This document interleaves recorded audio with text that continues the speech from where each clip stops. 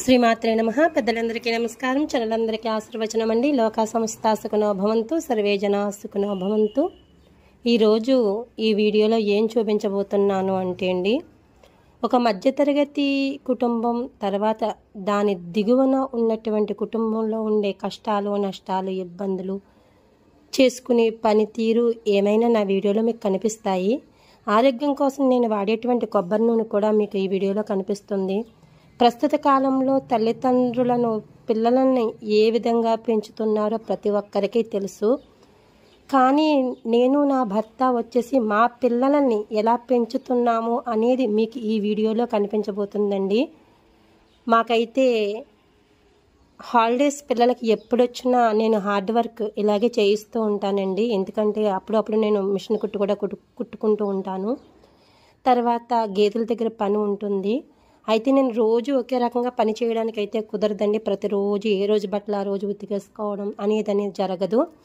ఏది అవసరమైతే దాన్ని బ్యాలెన్స్ ఎక్కువగా చేస్తూ పనిచేస్తూ ఉంటానన్నమాట. అప్పుడు మిషన్ కుట్టాల్సిన అర్జెంట్ బట్టలు వస్తే మిగతా పని పక్కన పెట్టుకుని వర్క్ చేసుకుంటానండి.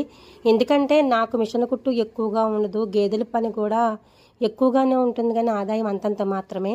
కాబట్టి మేడపైన మొక్కలు కూడా ఉంటాయి. ఈ 3 పనులను నేను బ్యాలెన్స్ చేస్తూ నా సంసారం చక్కదిద్దుకుంటూ ఉంటానన్నమాట. అయితే మా పిల్లల్ని పెంచే విషయంలో నేను వాళ్ళని సుకుమారంగా అయితే పెంచనండి. ఒక 20-30 సంవత్సరాల క్రితం మా తల్లిదండ్రులు మమ్మల్ని ఏ విధంగా అయితే పెంచారో దానికి దగ్గరగా ఉండేలా చూస్తాను. కానీ అప్పటికి ఇప్పటికీ కొంచెం ఆడంబరాలు, ఆనందాలు అనేవి ఎక్కువగా ఉంటున్నాయి. ఇన్నాళ్ళు ఎక్కడికన్నా వెళ్ళాలి అంటే నడుచుకుని వెళ్ళాల్సి వచ్చేది.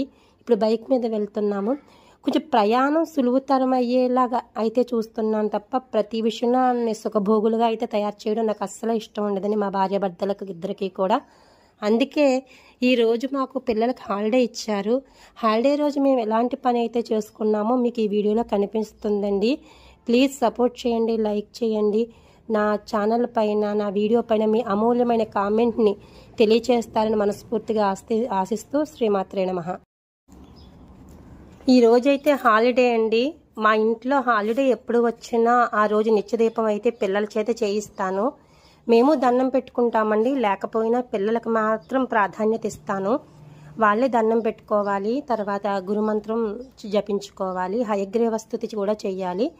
గురుమంత్రం వచ్చేసి గురు బ్రహ్మ గురు విష్ణు గురుదేవో మహేశ్వర గురు సాక్షాత్ పరం బ్రహ్మ తస్మై శ్రీ గురువే నమః.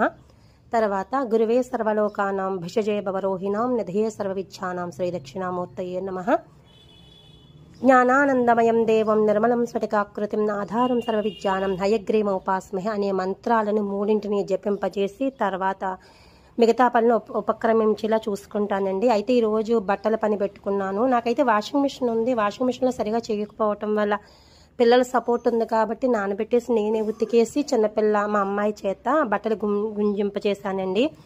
అయితే గుంజినటువంటి బట్టలు తొందరగా డ్రై అవుతున్నాయి కాబట్టి వాషింగ్ మిషన్లో వేసుకుని డ్రై చేసుకుంటున్నాను, తొందరగా ఆరిపోతాయి కాబట్టి. ఈ లోపు ఇంత పని చేసుకుంటుంటే మా వారు బిర్యానీ కోసం దినుసులన్నీ తెచ్చారండి. దానితో పాటు కొబ్బరి నీళ్ళు కూడా తీసుకుని వచ్చారు. ముందు పిల్లలకి లీటర్ బాటిల్ ఉంటుంది కానీ చాలా తక్కువగా ఉంటుందని 850 గ్రామ్స్ మాత్రమే ఉంటుంది. మా నలుగురికి 4 గ్లాసులు వస్తే పోసేసానండి. ఆయన వచ్చి ఇంటికి వచ్చేసరికి ముడి సరుకులు తెచ్చేసరికి 12 కావస్తుందన్నమాట. అయితే మేము కోటా బియ్యమే రైస్ తింటామండి. అందుకని బిర్యానీ రైస్ గిద్ద మైసూర్ తీసుకుని వచ్చారు 50-55 రూపాయలు పెట్టి. ముడి సరుకులు కూడా తీసుకొచ్చారండి. ఇంత పని చేసుకుంటున్న మాకు బయట నుంచి బిర్యానీ పొట్లం తెచ్చేసుకోవచ్చు, కానీ అది సంతృప్తిగా తినడానికి ఉండదు. తర్వాత దానికి తోడు అనారోగ్యం కూడా ఉంటుంది కాబట్టి నేను ఇంట్లో చేయడానికే చూస్తాను. అదే సాయంత్రం తెస్తే ఇంకా బాగుండును. కానీ ఇంత హార్డ్ వర్క్ చేసుకుని మళ్ళీ బిర్యానీ కూడా చేయాల్సి వచ్చింది. టైం ఏమో తక్కువగా ఉంది. అది చాలా చకచకమని చేసేయాలి కాబట్టి నేను సులువు పద్ధతిలో బిర్యానీ, ఫ్రై బిట్టు, తర్వాత కర్రీ కూడా చేస్తానండి. ఈ కర్రీని ఎక్కువ టైం పట్టకుండా ముందుగా మాంసం ముక్కలను ఉప్పు, కారం, పసుపు, గరం మసాలా వేసి ఉడకబెట్టేసాను అన్నమాట. తక్కువ నీళ్లు పోసి ఉడకబెట్టినటువంటి మాంసాన్ని ఫ్రై చేశాను, సులువుగా ఫ్రై అయిపోతాయి. తర్వాత కర్రీ కూడా ఆల్రెడీ ఉడకబెట్టేసాను కాబట్టి ఉల్లిపాయ ముక్కల్ని ఏపి కూర వండుతాము. అలా కాకుండా నేను ఏం చేశాను అంటే ఇంక టైం లేదు కాబట్టి కర్రీతో ఉల్లిపాయ గరం మసాలా ముద్దని డైరెక్ట్ వేసేసి ఆయిల్ పొట్టేసి కలగుచ్చి వండేసానండి. ఇలా వండినా కూడా కూర చాలా బాగుంటుంది. ఈ రకంగా పనిచేసేసరికి 1 గంట 10 నిమిషాలు పావు గంట అయిందన్నమాట. పిల్లలు హెల్ప్ చేశారు కాబట్టి నేను ఇంత హార్డ్ వర్క్ కూడా చాలా సులభతరంగా చేయడం కుదిరిందండి. అయితే బిర్యానీ చేయడం ఒక 1 అవర్లో అంటే చాలా కష్టం. పిల్లలు కూడా చాలా సపోర్ట్ చేశారు. గోడను శుభ్రం చేసేసుకున్నానండి. బట్టలు ఉతికినప్పుడు గోడ నిండా మురికి పడటం వల్ల అది కూడా శుభ్రం చేసేసుకున్నాను. ఈ లోపలికి వచ్చి బిర్యానీకి కావాల్సిన ముడిసరుకు పక్క నుంచి మసాలా ఆడుకుంటూ పక్క నుంచి ఫ్రై బిట్ చేసేసుకుంటూ అన్నీ చక్కబెట్టేసుకున్నాను అనమాట. ఈ లోపు ఫ్రై బిట్ అయిపోయింది. తర్వాత కర్రీ కూడా వండేస్తాను. బిర్యానీ ఉడుకుతూ ఉన్న టైంలో సింకులో ఉన్నటువంటి గిన్నెలన్నింటినీ కూడా శుభ్రం చేసేసుకున్నానండి. శుభ్రం చేసుకుని ప్రతిదాన్ని గోడ మీద ఆరబెట్టేసుకున్నాను. తర్వాత కిచెన్ అంతా తడిబట్ట పెట్టేసుకున్నానండి.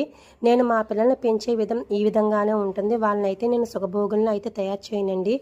ఈరోజు కష్టపడితే రేపు చాలా సుఖపడతారు. ఎందుకంటే రేపు పొద్దుట ఎలాంటి కష్టాలు వచ్చినా వాళ్ళు ఎదుర్కోగలిగేలా ఉండాలి.